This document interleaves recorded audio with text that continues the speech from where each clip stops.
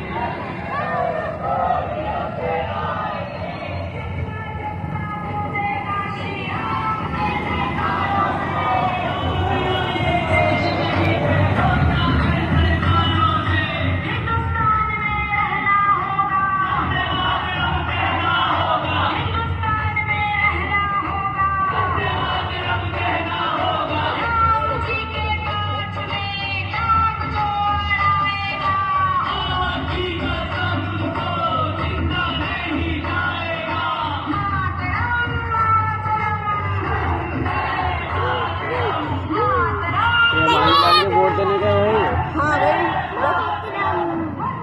वो कहना दिया नहीं, मांग वाले बहुत